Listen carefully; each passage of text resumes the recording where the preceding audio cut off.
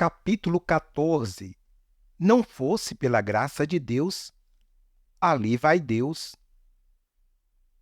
Eu daria o mais belo pôr do sol do mundo por uma vista do horizonte de Nova York.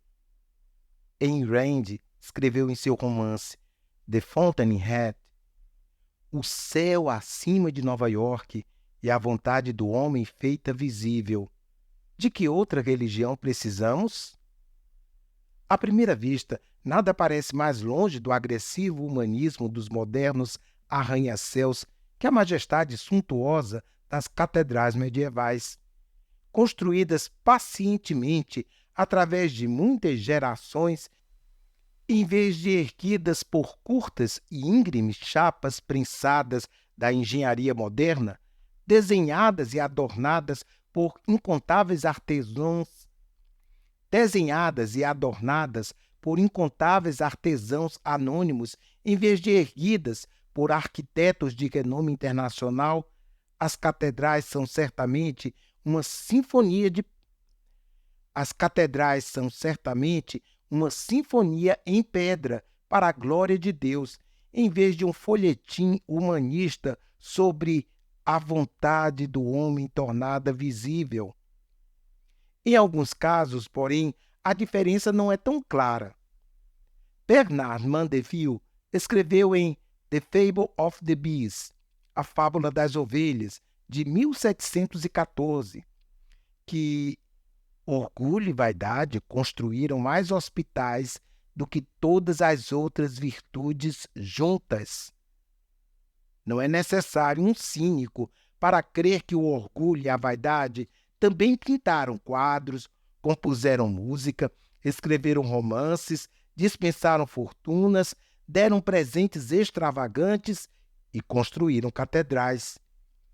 Esse é o tema do livro de William Gould, The Spiral, A Torre, quando foi lançada a pedra fundamental da Catedral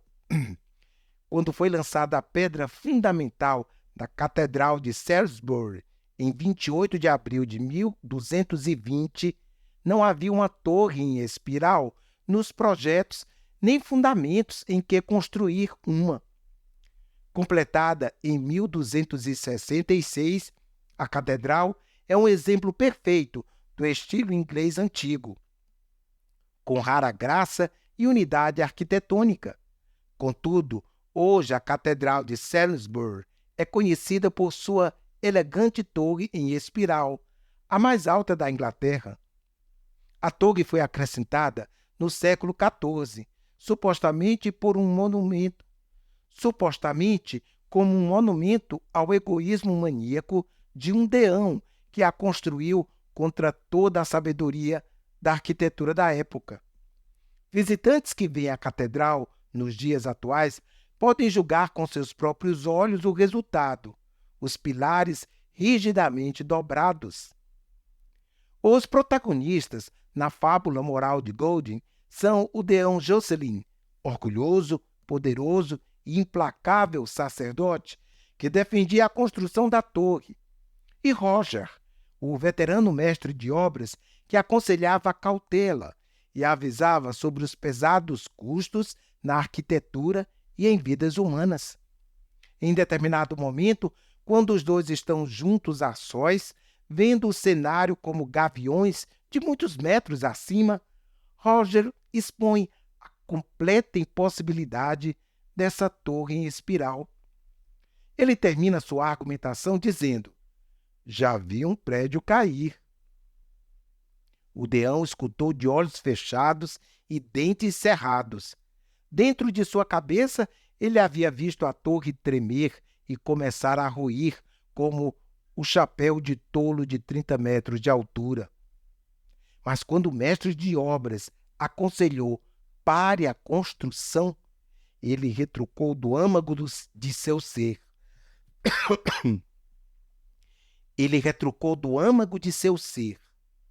Ora, eu lhe direi o que ninguém sabe. Eles pensam que talvez eu seja louco, mas o que importa?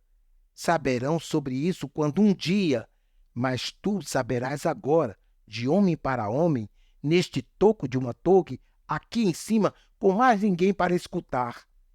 Meu filho, o prédio é um diagrama da oração. Nossa torre será o diagrama da mais alta oração de todas. Deus revelou a mim, seu servo inútil, em uma visão. Ele me escolheu. Ele escolheu a ti para encher o diagrama com vidro e ferro e pedra, já que os filhos dos homens requerem coisas visíveis para se olhar. Achas que podes fugir? Estás na minha rede. Ah, sim, Roger, eu entendo de muitas coisas, como és dirigido e torcido e atormentado. Mas não é a minha rede, é a rede de Deus. Nenhum de nós dois poderá fugir dessa obra. E tem mais uma coisa. Comecei a ver que não a podemos compreender, já que cada novo metro revela um novo efeito, um novo propósito. Achas que não tem sentido. Isso nos assusta e é irracional. Mas então, desde quando Deus pede aos escolhidos que sejam razoáveis? Chamam isso da loucura de Jocelyn, não é mesmo? Ouvi assim dizerem. Pois a rede não é minha, Roger, e a loucura não é minha, é a loucura de Deus. Mesmo nos dias da antiguidade, ele nunca pediu aos homens que fizessem o razoável. Os homens podem fazer racional por eles mesmos, podem comprar e vender, curar e governar, mas de algum lugar profundo vem a ordem que não faz sentido algum. Construir uma nau em terra seca, sentar entre os monturos, casar com uma prostituta, colocar o único filho sobre o altar de sacrifício. Então, se os homens tiverem fé, surge algo novo. Noé, Jó, Oséias, Abraão, o deão Jocelyn traz à sua argumentação esses heróis da Bíblia, de fé audaciosa. Eles viram o impossível, tentaram o impossível, atingiram o impossível. E por que não? Como o deão, eram chamados por Deus. Mas será que o deão era realmente chamado? Ou estaria ele usando a Deus para contrapor sua própria visão e energia, elevados ao nível de arrogância? Só Deus sabe. A linha é impossível para nós desenharmos. Na verdade, as objeções foram vencidas e a torre foi construída. Mais de 600 anos depois, a torre ainda permanece. A vontade devoradora do deão venceu a relutância do mestre de obras e forçou o projeto para cima, num sucesso que desafia ainda hoje a lógica. Um homem sozinho, visão de um grande empreendimento e obsessão no seu melhor momento, dizem os seus admiradores.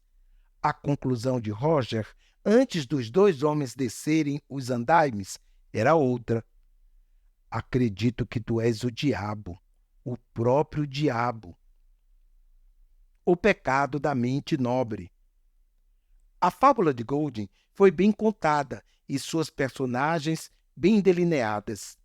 Elas demonstram um lado mais obscuro do chamado que precisamos enfrentar. O reverso do chamado é a tentação do orgulho. É uma ilusão achar que é simples e direto recuperar as doutrinas, que elas só precisam ser reafirmadas para serem redescobertas. Longe disso, toda a verdade no mundo caído é vulnerável a distorções.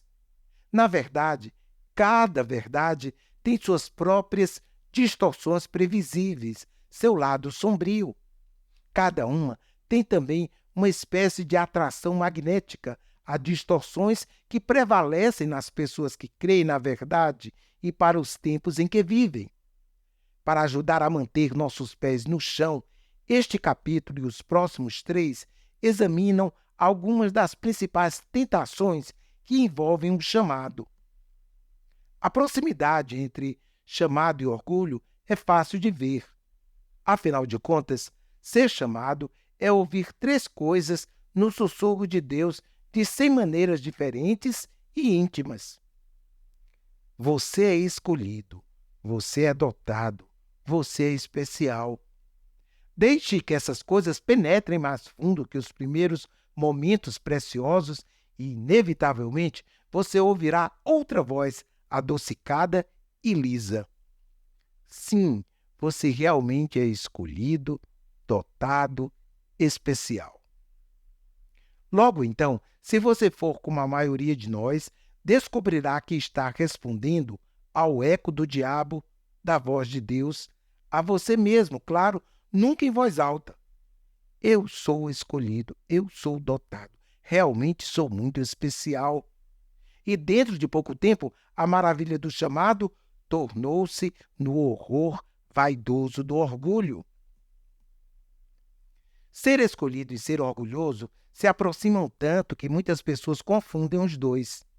Ser escolhido é egocentrismo, dizem eles, uma folha de figueira elegante da teologia para cobrir nossa autoadulação.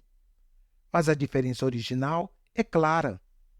Como insiste o Antigo Testamento, a escolha dos judeus não significava que eles eram melhores, mais sábios ou mais merecedores que outros. Era um milagre do amor de Deus.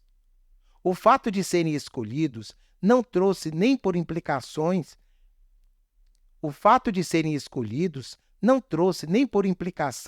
privilégios e benefícios especiais somente aos judeus. Era um chamado que trouxe uma tarefa mais alta, um fardo mais pesado e um julgamento mais severo. O propósito da escolha de Israel é universal. O significado de Israel é para toda a humanidade. Mas a tentação é inescapável, para nós tanto quanto para os judeus. Durante a Segunda Guerra Mundial, a coalizão governadora de Winston Churchill incluía, como presidente da Câmara de Comércio, Sir Stafford Cripps, mais tarde chanceler do Executivo Socialista. Cripps era abstêmio e vegetariano, e aos olhos de Churchill, de personalidade um tanto chata. Sua única concessão ao prazer era fumar charuto. Mas Cripps renunciou também a esse hábito, declarando num comício durante a guerra que ele abria mão dos charutos como exemplo de sacrifício pela causa. Que pena, cochichou Churchill a um colega na mesma plataforma em que ele estava. Era o seu último contato com a humanidade. Cripps era forte calvinista e, aos olhos de Churchill, seu senso da providência divina tinha passado a permear seu senso de importância própria. Era, podemos dizer, um tanto altivo. Certa vez, quando Cripps deixou o gabinete, Churchill virou-se para os demais ministros e comentou: "Ali, não fosse pela graça de Deus, vai Deus." Tais expressões de orgulho e vaidade não são raras entre pessoas com profundo senso de chamado. Henry Luce, fundador da revista Time e presbiteriano, foi descrito por seus contemporâneos da Universidade de Yale como alguém que falava como se fosse colega de sala de Deus. O grande poeta do século XVII, John Milton, era um puritano com um profundo e altamente desenvolvido senso de chamado. Em defesa de si mesmo, ele escreveu: "Veramente singular é o favor de Deus para comigo, pois ele me chamou acima de todos os demais para a defesa da liberdade." Mais tarde, um crítico escreveu, não de todo injustamente: "Pode-se imaginar o que teria vindo primeiro? Que Milton cria em Deus ou que Milton cria em Milton?" E acreditava que Deus também cria. Os maiores criadores artísticos podem ser especialmente propensos a esse orgulho. Criadores, como Deus, eles passam a ver a si próprios como desafiadores de Deus. Lawrence sentia assim, dizendo: "Sempre sinto como se estivesse nu para o fogo do Deus Todo-Poderoso passar por mim, e é um sentimento um tanto assustador. É necessário que se seja terrivelmente religioso para ser artista.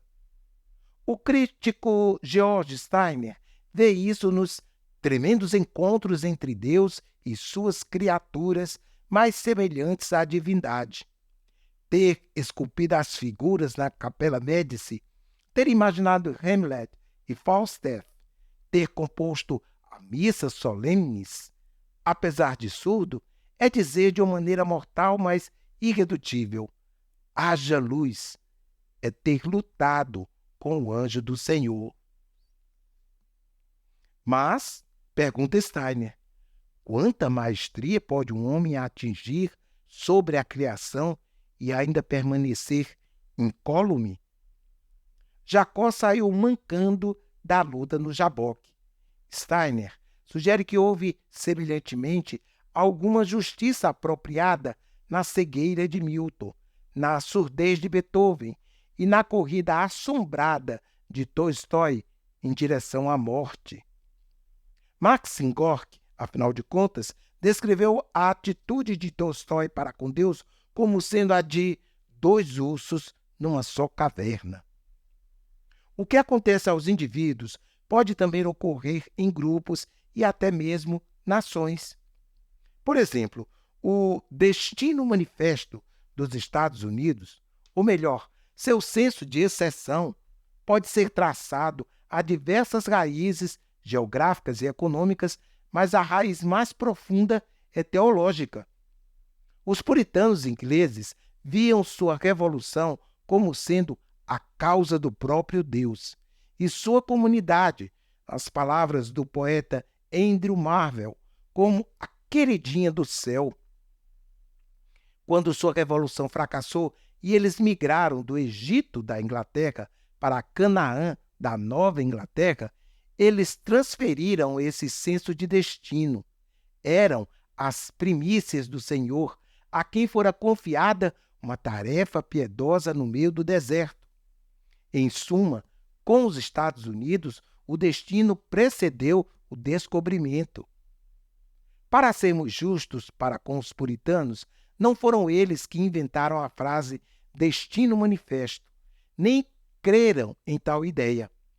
Eles acreditavam que Deus tinha um propósito providencial para todas as nações, incluindo os Estados Unidos. Não era apenas para os Estados Unidos. O termo destino manifesto foi usado pela primeira vez em 1845 por John Sullivan, editor da revista Democratic Review. Era uma distorção secular nacionalista de chamado que precisa ser desafiada dentro da nação tanto quanto no indivíduo. O velho ditado "Deus cuida dos bebês, dos bêbados e dos Estados Unidos" é puro convencimento. Quando os indivíduos rebaixam o chamado, as consequências são, em sua maior parte, limitadas porque os indivíduos são limitados. Mas, como exemplifica a Torre, uma das distorções mais comuns, sutis e manipulativas de todas é a construção de impérios na religião. Só Deus sabe quantas igrejas, sociedades missionárias, obras de caridade, faculdades, cruzadas, reformas e atos de generosidade filantrópicas alegaram o chamado de Deus e fizeram avançar os egos de seus líderes. No período de uma geração, este defeito provavelmente será visto como o maior problema isolado do movimento da mega-igreja. Mais que qualquer outra parte da Igreja de Cristo, as grandes igrejas e organizações para-eclesiásticas de hoje sobem e descem pela força de uma única pessoa. A minha causa, seja ela qual for, é o dom de Deus para o mundo, diz com efeito o heróico fundador. Seu chamado, qualquer que seja, é o dom de Deus para a nossa causa. Os leais seguidores repetem numa centena de formas reverentes. Assim, o chamado de Deus é usado para camuflar o ego, abafar a discordância, desculpar as falhas, desmascarar a oposição e dourar as placas comemorativas do sucesso. Ali, não fosse pela graça de Deus, Não é necessário dizer que o povo judeu teve uma terrível proteção contra tal orgulho, o sofrimento. Tu nos escolheste dentre as nações. É uma frase que repete sempre nas suas orações. Por que escolheste apoquentar os judeus? É a contrapartida de humor e diz. O orgulho tem sido tradicionalmente visto como o primeiro, pior e mais mortal dos 7 pecados mortais. Mas o mundo contemporâneo procura transformar este vício em virtude, mudando a definição de orgulho para autorrespeito. Assim, o orgulho não mais antecede a queda, vem antes de uma promoção, desde que você tenha suficiente autoconfiança e autoestima. O orgulho sempre foi uma das minhas virtudes prediletas,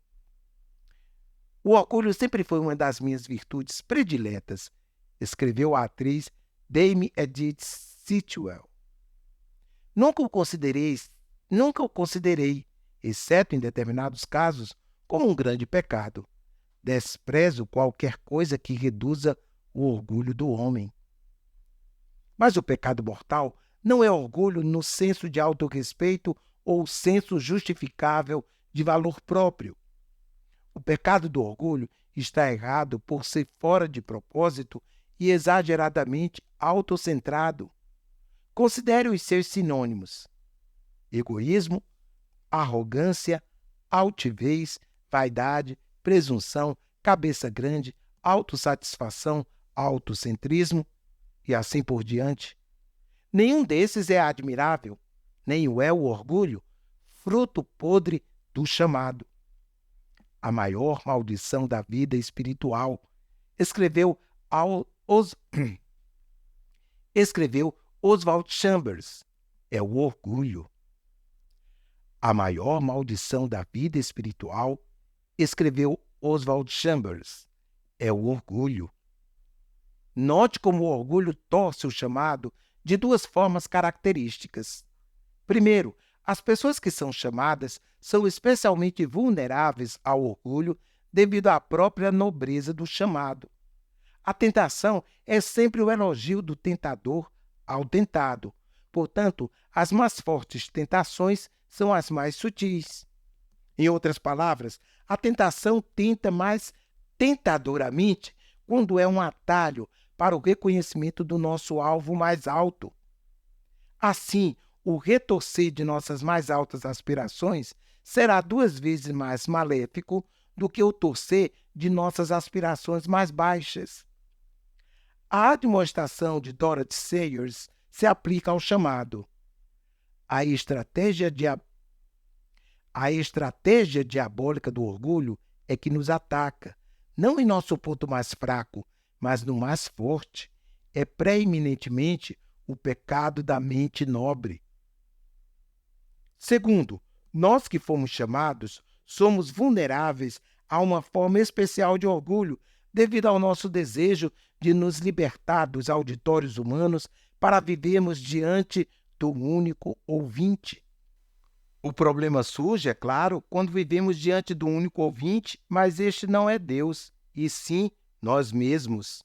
Como observou C.S. Lewis em Cristianismo Puro e Simples, é por esta razão que a vaidade é a forma menos má e mais perdoável do orgulho. A pessoa vaidosa está sempre procurando louvor e admiração, vivendo ante um auditório de milhares. Em contraste, o orgulho mais diabólico e obscuro é quando você despreza tanto os outros que não se importa com o que eles pensam de você. O resultado, como escreveu o profeta Ezequiel sobre a orgulhosa cidade de Tiro, é o ponto em que dizemos: eu e quem mais poderia ser, senão eu? Ou como relatam sobre a maldade tirana e egoísta de Charles Chaplin como diretor de filmes: era tudo. Eu e somente eu, e isso basta. O monumento prático dessa espécie de orgulho nas organizações cristãs hoje está na falta geral de responsabilização dos líderes. Por vezes demais, esses líderes não têm alguém de seu nível e de pensamento firme que os responsabilize. Em geral, os que trabalham para eles são mais novos e, inevitavelmente, tomam uma atitude um tanto de adoração ao guru. Por vezes, a Igreja de Cristo tem criticado formas institucionais de desafio ao orgulho. Poucas são mais tocantes do que o cerimonial de enterro dos imperadores da Casa de Habsburgo, que eram colocados nos jazigos do mosteiro capuchinho em Viena. Quando morreu o imperador Franz Joseph,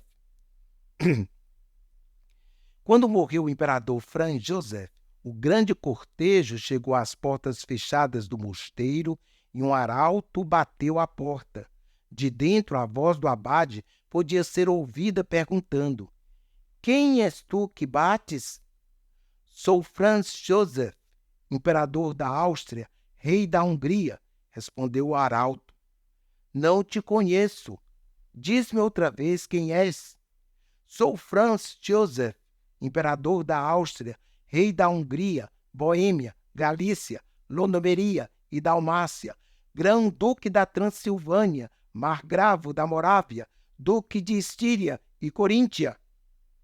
"Ainda não te conhecemos." "Quem és?" A voz sepulcral reiterou. Então o arauto se ajoelhou e disse: "Sou Franz Joseph, um pobre pecador implorando a misericórdia de Deus."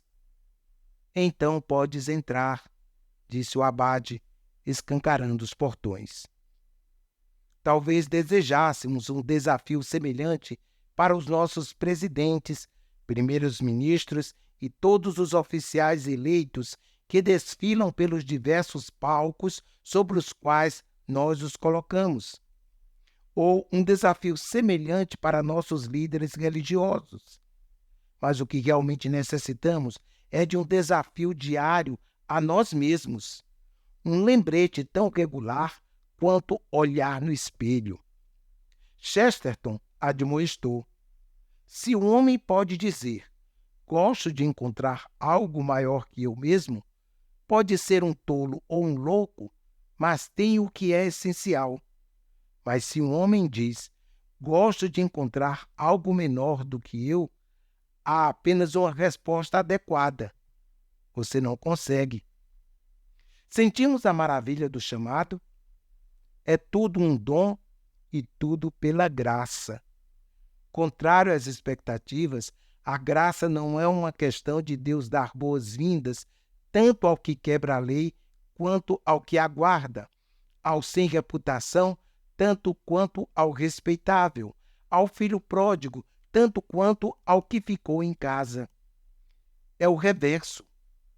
O orgulho é o primeiro e pior pecado, e assim a graça é mais surpreendente quando abarca os frutos do orgulho em vez dos frutos da glutonaria e da luxúria, quando alcança a alma do fariseu em vez da perdida Maria Madalena, quando ganha a pessoa altiva, tornada ainda mais altiva pelo chamado, em vez do pecador que se sente indigno de ser chamado. Só a graça pode dissolver a dura e solitária projeção do eu pelo pecado do orgulho em cada um de nós. Mas a boa nova é que a graça faz exatamente isso. Você acha que é digno do chamado de Deus? Age como se o chamado fosse unicamente para você, exclusivamente para os seus desejos, sonhos, planos, títulos e realizações? Ou você se conhece tão bem que, sem sombra de dúvida, reconhece o chamado como um dom, e isso totalmente pela graça? O que você dirá aos portais do céu quando lhe perguntarem: quem é você? Ouça a Jesus de Nazaré, responda o seu chamado.